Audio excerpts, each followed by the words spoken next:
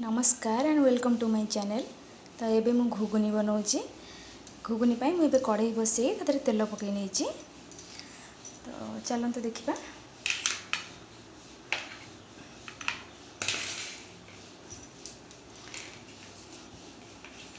कंचा लंका तेल ए तातीगला तो मुझे कंचा लंका पकई नौचे। सुखीला लंका भाजी नवा।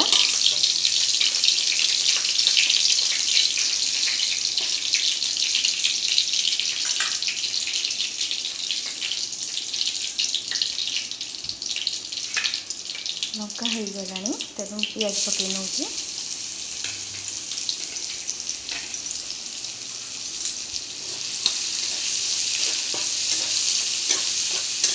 पियाज को टिके ब्राउन कलर है पर्यंत भाजवा।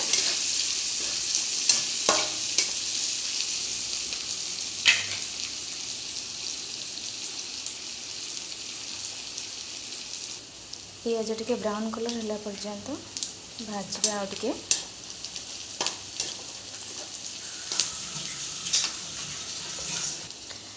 जदि आपण मैंने मो चैनल को सब्सक्राइब करना तो प्लीज़ सब्सक्राइब करनी पाखर थिबा बेल आइकन टी क्लिक करंतु। ता द्वारा मोर सब वीडियो नोटिफिकेशन आपण मानक पाखरे पहुँचो। तो चलतु पियाज टिके ब्राउन कलर है आसिलानी।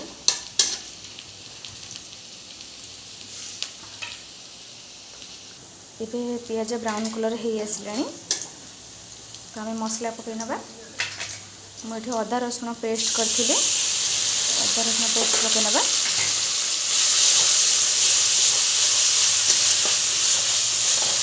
बाटण को टिके भल भाव में गोले नवा।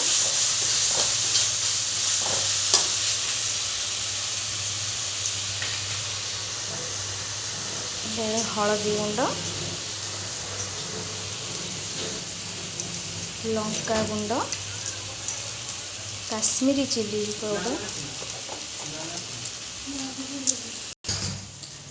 लुण पके को भल भाव में गोले नवा।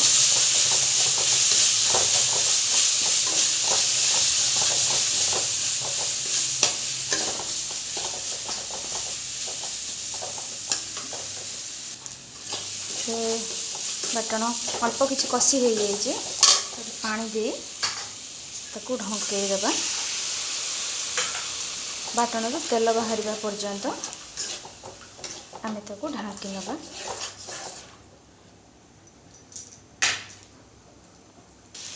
एबे हमर बाटण रू तेल भी बाहर।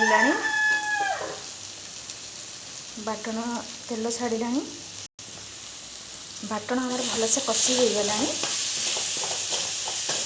एबे मु जो मटर आलू सिझे रखी ताकू पकई नवा।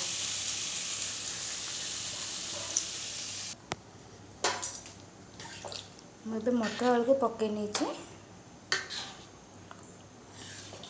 देखते फ्रेंड बहुत सुंदर कलर भी आसला तार।